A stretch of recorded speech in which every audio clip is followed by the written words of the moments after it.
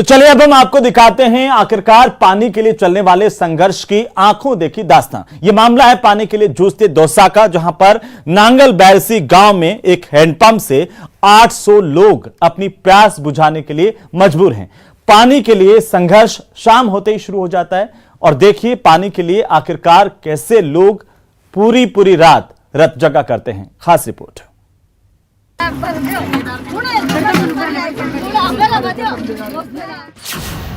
पानी के लिए रत जगा।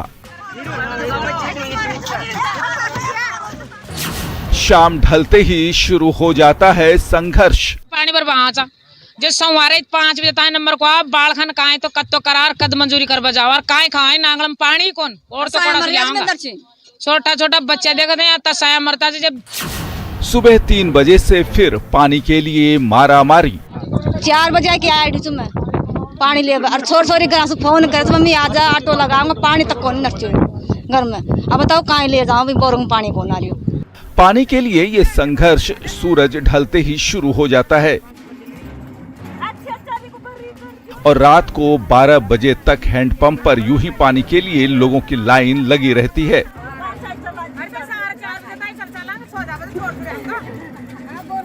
लेकिन ये संघर्ष सिर्फ 3 घंटे के बाद ही फिर से शुरू हो जाता है। ये कहानी है पानी के लिए तरसते दौसा के नांगल बैरसी गांव की। मात्र केवल एक बर्मा है पानी पीने का और कुछ नहीं है।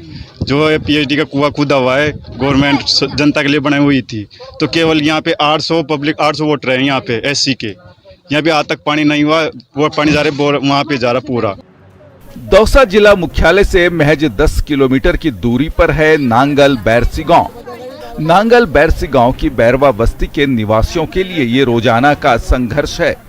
दिन भर मजदूरी कर घर लौटने वाले पुरुष और महिलाओं के लिए फिर से शुरू होती है एक कठिन चुनौती, यानी पानी भरने की चुनौती। अच्छा माँ का पानी कोई नांगल में तसा मरा था मैं छोटा बच्चा ने छोड़ रहा था जार कर खावा अच्छे बजे खाया था। अब ये देख लो कहाँ टाइम को। इस बस्ती के अधिकांश पुरुष और महिला सुबह 8 बजे से शाम 5 बजे तक मजदूरी करने दौसा जाते हैं, लेकिन घर लौटते चिंता सताने लगती है पानी की। तो मजदूरी से लौटकर फिर हैंडपंप की ओर दौड़ते हैं पानी के लिए लाइन लगाने। ये डेली का काम है सर। सुबह 6 बजे उठता हूँ मैं और शाम को आता हूँ 6-7 बजे काम करके आता हूँ, लेट तक आता हूँ। और आज तो यही सोच लग जाता है पानी भरने का। सुबह जाते हैं तो भी पानी भरने का। सुबह 5 बजे आ जाता हूँ, यहाँ 5 बजे आता हूँ तो 8 बजे तक नंबर आता है। पानी के लिए मारामारी सिर्फ इस गांव की हो ऐसा भी नहीं है। पानी की एक एक बूंद के लिए दौसा जिले की जनता मोहताज है। दौसा शहर में 7 से 8 दिन में एक बार पानी की सप्लाई होती है, तो ग्रामीण इलाकों का हाल और भी बदतर है। Ashish Sharma, news 18 network, Dausa. तो वहीं अलवर पुलिस ने सटोरियों के खिलाफ एक बड़ी कार्रवाई की है और दिल्ली पुलिस की मदद से सेक्टर 19 के फ्लैट संख्या 76 पर छापेमारी कर 5 आरोपियों को गिरफ्तार किया। पुलिस को इनके पास से 3,10,000 रुपए, 3 महंगी गाड़ियां, 30 मोबाइल फोन, 4 LED, 3 लैपटॉप और 12 हिसाब किताब के रजिस्टर बरामद हुए हैं। बहरहाल पुलिस इस पूरे मामले को लेकर के तफ्तीश कर रही है। 4 LEDs वहां से हमने बरामद की, उसके साथ 3 लैपटॉप्स और 12 रजिस्टर। उन रजिस्टरों में इनका हिसाब किताब है। जब हम जब्त करके वापस थाने पर लेके आए, उन रजिस्टरों का आंकलन किया गया, तो अभी हम लगभग 10-20% ही उस हिसाब को डिसाइफर कर पाए, समझ पाए। इस IPL में चक्षु गर्ग और उसके बुकीज ने 10 करोड़ से ज्यादा का जो है सट्टा खिलाया है अपने बुकीज के थ्रू, खुद स्वयं ग्राहकों के थ्रू। अलवर के लोग हैं उसमें ज्यादातर, लेकिन बाहर के लोग भी हैं। ये पहले अलवर में ही ऑपरेट करता था, 10 साल से सट्टा खिला रहा है। इसको ट्रैक करना डिफिकल्ट था। तो वही प्रतापगढ़ के पक्षी प्रेमी देवेंद्र मिस्त्री ने एक नए पक्षी की खोज की है। गौर करने वाली बात यह है कि यह पक्षी कई सारे पक्षियों की आवाजों की नकल कर लेता है। यह नकल में इतना माहिर होता है कि कई बार जिस पक्षी की आवाज निकालता है उस प्रजाति के पक्षी खुद भ्रमित हो जाते हैं। तो नकलची पक्षी का कमाल देखिए कि किसी भी पक्षी की आवाज ये निकाल सकता है। साइकस लार्क नामक ये पक्षी है जो किसी भी पक्षी की आवाज एक बार जब सुन लेता है उसके बाद उसकी आवाज निकालने में सक्षम हैं।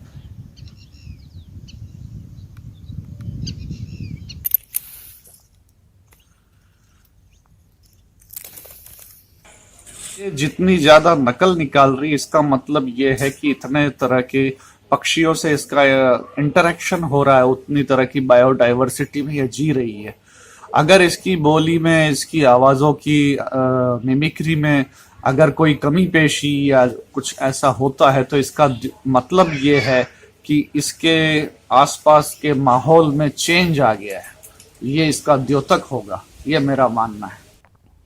तो वहीं प्रदेश में पिछले दिनों करौली, जोधपुर, भीलवाड़ा, हनुमानगढ़ और अलवर में उपजे सांप्रदायिक तनाव के बाद पुलिस मुख्यालय नया कदम उठाने जा रहा है। सांप्रदायिक तनाव की स्थितियों को रोकने के लिए अब राजस्थान पुलिस सोशल मीडिया का सहारा लेगी, जिसमें प्रदेश के प्रत्येक जिले में प्रत्येक थाने का बीट कांस्टेबल विभिन्न सोशल मीडिया प्लेटफॉर्म्स पर ग्रुप बनाएगा। उसमें सीएलजी सदस्य, पुलिस मित्र और ग्राम रक्षकों को जोड़ा जाएगा। इन सोशल मीडिया ग्रुप्स में विभिन्न सामाजिक और आपराधिक मुद्दों पर फैलने वाली अफवाहों को रोकने के लिए सही तथ्य और जागरूक करने वाली पोस्ट डाली जाएगी। इन सभी ग्रुप की मॉनिटरिंग जो है वो संबंधित जिला एसपी और सोशल मीडिया सेल करेगा और ऐसे में ग्राउंड लेवल पर पुलिस की छवि को मजबूत करने के लिए भी इन सोशल मीडिया ग्रुप का सहारा लिया जाएगा।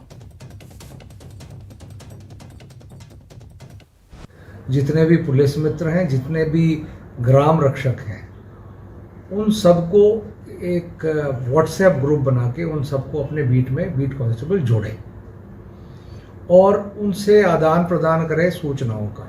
बहुत सारे निर्देश पुलिस मुख्यालय से भी होते हैं, डिस्ट्रिक्ट एसपी भी अपने निर्देश देता है। वो सारे सूचनाएं निर्बाध गति से तुरंत पुलिस मित्र तक पहुंच जाए, सीएलजी मेंबर तक पहुंच जाए, ग्राम रक्षक तक पहुंच जाए, जो पुलिस विभाग चाहता है कराना, और उनका सहयोग चाहिए होता है, पब्लिक के भी आदमी है। तो बीट कांस्टेबल के माध्यम से ये सूचना तुरंत उनके पास पहुंच सकती है। जो ये एक जन सहभागिता की एक जो प्रक्रिया है, उसको हम अंतिम छोर तक ले जाना चाहते हैं। चलिए आगे बढ़ेंगे। राज्य मंत्री डॉक्टर सुभाष गर्ग भरतपुर पहुंचे। यहां पर मंत्री ने ब्राह्मण धर्मशाला में कार्यक्रम में हिस्सा लिया और समाज सेवी रविंद्र मोहन शर्मा के लगाए गए वाटर कूलर का लोकार्पण किया। मंत्री गर्ग ने भगवान परशुराम की प्रतिमा पर माल्यार्पण कर पूजा अर्चना भी की। आपको बता दें कि इस कार्यक्रम की अध्यक्षता पूर्व सांसद पंडित रामकिशन शर्मा ने की है। अपने संबोधन में मंत्री गर्ग ने समाज हित में किए गए कार्यों को अतुलनीय बताया। की ओर से, अपने प्रदेश सरकार की ओर से हार्दिक श्रद्धांजलि अर्पित करता हूँ और बधाई देना चाहूँगा इस परिवार को कि आज सामाजिक सरोकार का एक संबंध रखते हुए ब्राह्मण धर्मशाला में एक वाटर कूलर का लोकार्पण कराया गया है। मैं इस सबसे पर परमपिता परमात्मा से प्रार्थना करता हूँ कि परिवार को फूले फले और इसी तरह से सामाजिक सरोकार के क्षेत्र में और कार्य करता है। वहीं बूंदी में राष्ट्रीय शिक्षक संघ के 2 दिवसीय महासमिति अधिवेशन का समापन हो गया। इस कार्यक्रम में मुख्य अतिथि के तौर पर खेल राज्य मंत्री अशोक चांदना शामिल हुए। कार्यक्रम में राज्य मंत्री ने कहा कि शिक्षक समाज के निर्माता होते हैं। शिक्षक का किरदार बच्चों के जीवन में उनके बड़े बुजुर्गों से भी बड़ा होता है। शिक्षा जगत से हमारे शिक्षक हैं, उनकी जो समस्याएं हैं उनके बारे में मंच से मुझे अवगत कराया गया और किस प्रकार से अपना रोल ये देश के और समाज के निर्माण में निभाएंगे, उसके बारे में भी काफ़ी चर्चाएं हुई। मैं समझता हूँ कि एक शानदार कार्यक्रम रहा। शिक्षक संघ के सभी पदाधिकारियों को, सभी मेंबर्स को मैं बहुत बधाई देना चाहता हूँ कि एक अच्छी संस्था वो चला रहे हैं, अच्छा आयोजन कर रहे हैं। मैं समझता हूँ कि इस प्रकार के संस्थाएं हैं वो देश के निर्माण में अपना बहुत अहम भूमिका अदा करती हैं। टोंक जिले में बिजली कटौती से आम जनजीवन काफी प्रभावित है। यहां पर जिला मुख्यालय पर 1 घंटे घोषित कटौती के अलावा 4 घंटे तक अघोषित बिजली काटी जा रही है। कई बार मरम्मत के नाम पर 3-3 घंटे तक बिजली कटौती की जा रही है। उपखंड मुख्यालय पर इससे भी बुरा हाल है और ग्रामीण इलाकों की हालत पूछे ही मत। रात भर बिजली कटौती के बाद विभाग कोई कारण नहीं बता पाता। गांव में 12 से लेकर के 15 घंटे तक बिजली कटौती से इस भीषण गर्मी में लोगों का जीना मुहाल हो गया है। इंडस्ट्रीज को 24 घंटे बिजली देने का दावा टोंक जिले में हवा हो रहा है। उपखंड भर में मुख्यालय पर रिको एरिया तो डेवलप कर दिया गया, लेकिन रिको के भ्रष्टाचार से ज्यादा परेशानी बिजली की है। यहां पर घंटों बिजली कटौती से व्यापारियों में खासा आक्रोश है। अरे जैसे रात को सोते टाइम, शाम को बत्ती के टाइम लाइट को गुल कर देते हैं, लाइट काट देते हैं, और भी जैसे दिन में लाइट की कटौतियाँ कर देते हैं भीषण गर्मी के अंदर भी।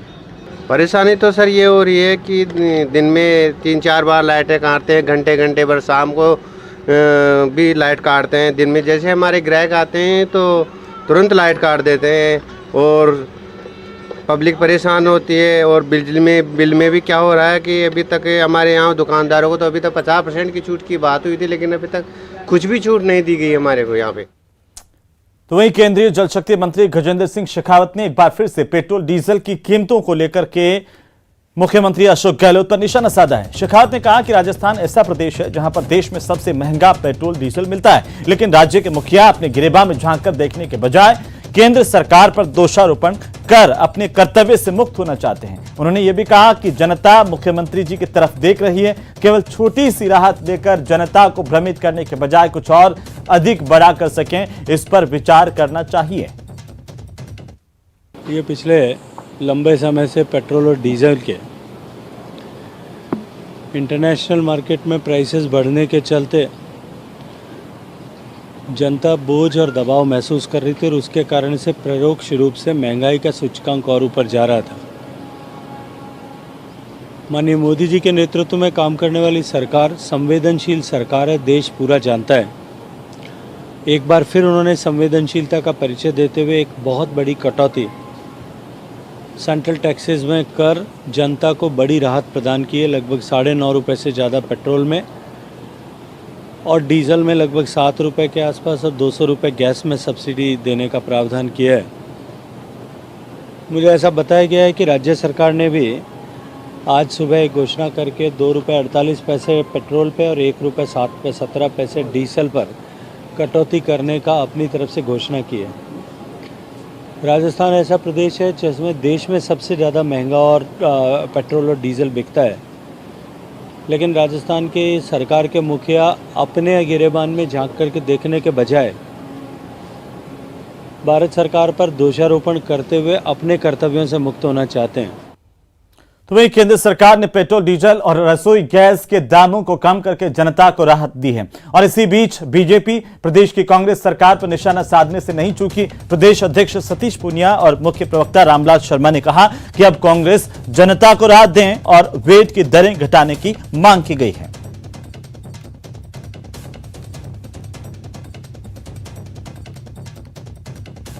भारत की सरकार ने देश के और प्रदेश के लोगों को पेट्रोल और डीजल के दामों में राहत देते हुए वैट में कमी की है, एक्साइज ड्यूटी में कमी की है, और उसके साथ अब 9.5 रुपये पेट्रोल और 7 रुपये डीजल राजस्थान के लोगों को सस्ता मिलेगा। लेकिन प्रश्न ये है कि राजस्थान की सरकार जो बार बार महंगाई का रोना रोती है, मुख्यमंत्री जी अब इस बात पर मौन क्यों है?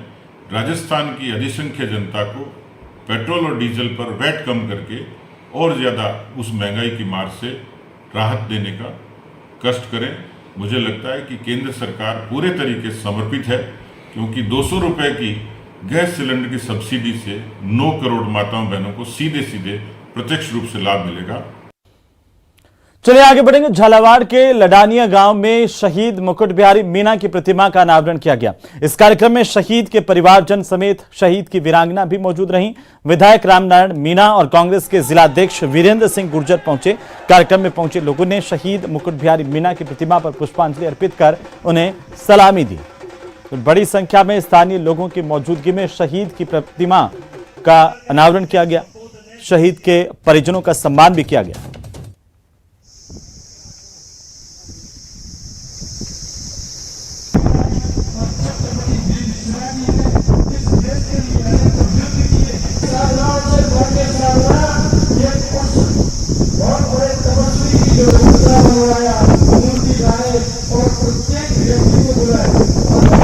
फौजी की ड्रेस पहने हुए, एक जज्बा लिए हुए, चेहरे पे एक गर्व का भाव। तो एक शहीद जो हुए हैं तो पूरे देश के लिए, हम लोगों के लिए बहुत सम्मान की बात है।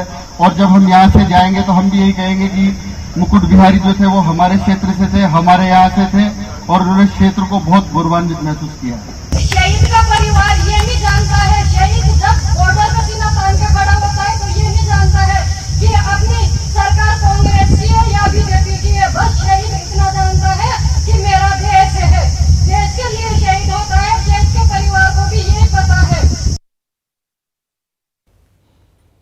तो चलिए इसी के साथ इस बुलेटिन में फिलहाल इतना ही। अपने पसंदीदा न्यूज चैनल न्यूज 18 राजस्थान की ताजा तरीन खबरों को देखने के लिए आप विजिट कर सकते हैं हमारी वेबसाइट news18rajasthan.com। नमस्कार।